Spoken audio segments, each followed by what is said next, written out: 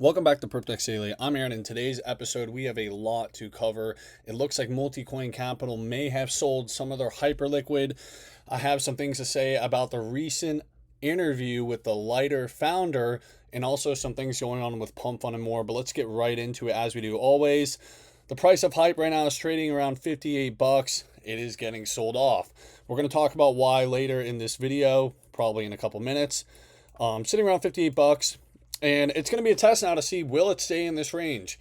Now, of course, there's a lot of people on X right now who are freaking out.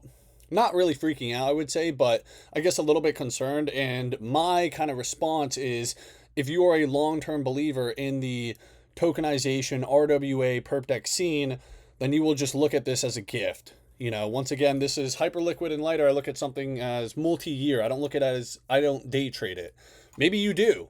So maybe you do care, but my personal perspective is, you know, when I see red, it looks like a gift to me. Right now, crypto is obviously not in a bull market, and you have to remember that. And it's really interesting because the meme is true.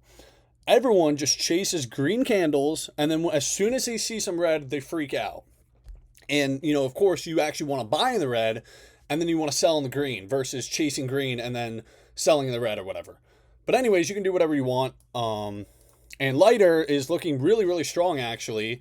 We're going to talk about why I think Lighter could absolutely, depending on what happens this year, in our next story we're going to cover, could be super bullish. When we take a look at the price of Bitcoin, Bitcoin's sitting around 66K.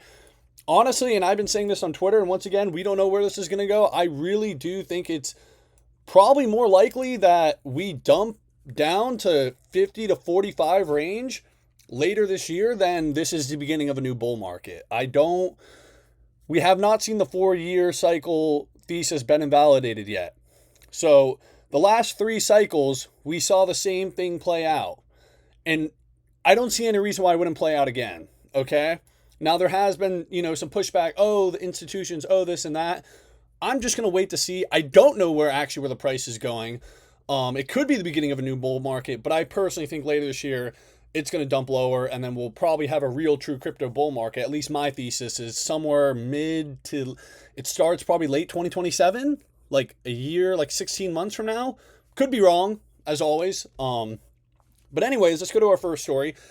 U.S. Senate Republicans released new Crypto Clarity Act draft bill. This is something that has been one of the main topics of crypto in the past couple of months, and they just redid their bill. So I feel like it should get passed, but once again, it may not. So if it does get passed, this would actually be super bullish for Hyperliquid and Lighter, because these two platforms literally can't operate in the United States right now because of, you know, legislation needing to be passed. And if it doesn't get passed, I think it just gives us more time to stack cheaper, because there's going to have to be regulation at some point. Crypto is an international, unstoppable market where if the U.S. doesn't want to play ball, the money will just flow into other countries. This is what we saw under the Biden administration. People just didn't open up crypto companies in the U.S. They didn't want to deal with it.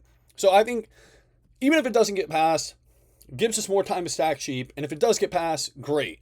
And it means companies like Hyperliquid and Lighter are going to be able to have much more distribution. Obviously, there's a lot more that comes into it, but in terms of like what we actually give a shit on this channel about. Anyways, let's go to the Hyperliquid sats. If you just take a look at it, a lot of dumping in the red today. Still doing fees though, $1.5 million. Really good stuff.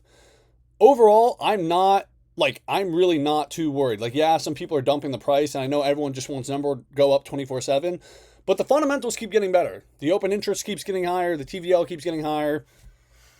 It's a multi-year play for me. I think a lot of people in this day and age, especially with all the meme coin stuff, have just really low time, you know, you have to have a high time preference.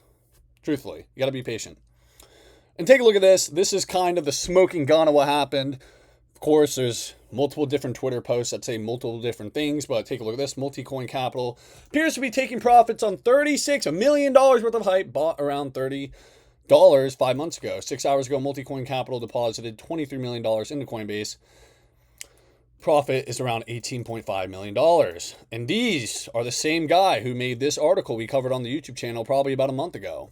And this article did cause, I think, the price to move. Now, of course, they also injected probably, I think, they injected like $20+ million into the price, but they also did this big article thing and, probably got all their buddies to buy too. And now it looks like they're dumping, which is okay. That's how it works. This is how these big venture capital firms act, the same way as your average meme coin KOL. It's the same fucking game. It's just, we're a big venture capital, whatever. They're doing the same shit. They're buying, they're posting about it, and then they're going to sell. Okay? So if you're mad at them, I don't know why you would, because this is literally how markets work. Like, yeah, you have to dump on people. That's just literally how it works. Like, yeah, they are going to operate the same way a KOL does. They're going to buy, they're going to promote, the price is going to go up, and then they're going to sell. And that's what's happening here. We're just at the selling stage. Personally, I look at this as a good opportunity. Could the price of Hyperliquid come down even more? Could we see $45? It's possible. Anything's possible. But once again, just me, I like to not get scared by red candles and not chase green candles. All right, we're going to head to our next story. Now on to Lighter. Okay, so Lighter is having a trading tournament. So if you are a good trader, you might want to participate in this, a $1 million trading challenge with Proper. Really cool stuff. Also, I want to talk about this. I actually watched about half this interview so far, and I need to watch the other half.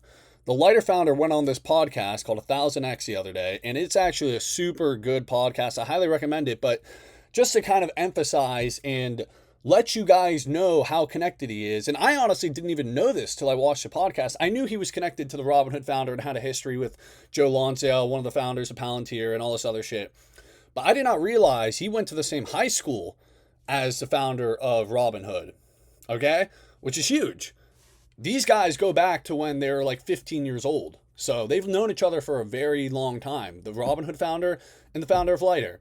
And also he talks about working with Joe Lonsdale, who's one of the founders of Palantir. Okay?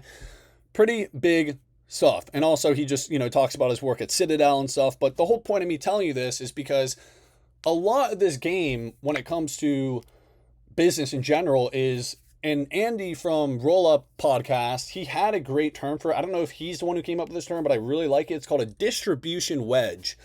And I think Lighter's winning playbook and winning strategy is going to be having distribution wedges. An example of this is the Clarity Act gets passed.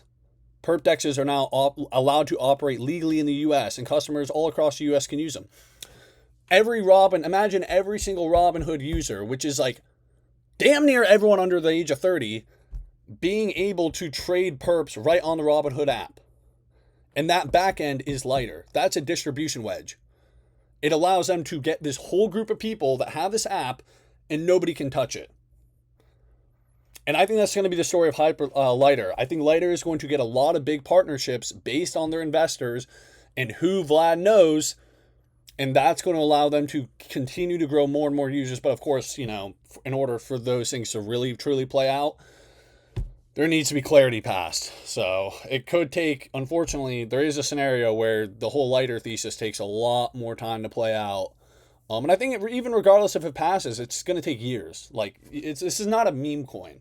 Okay? Anyways, next story. Just want to talk about this for a little bit. Pump Fund is hiring a growth marketing lead. So if you are a marketing person and you want to work for Pump Fund, they're offering $400K to $1 million base salary plus incentives. So pretty good job. Probably sounds like fun. I mean, working on the Pump Fund team sounds pretty fun. So if you're into meme coins and you like marketing, this might be for you. Just want to throw that out there. But that's all we got for today's story. In today's show, make sure to go subscribe, leave a like, leave a comment, join the Telegram, join the Discord, and thank you for watching.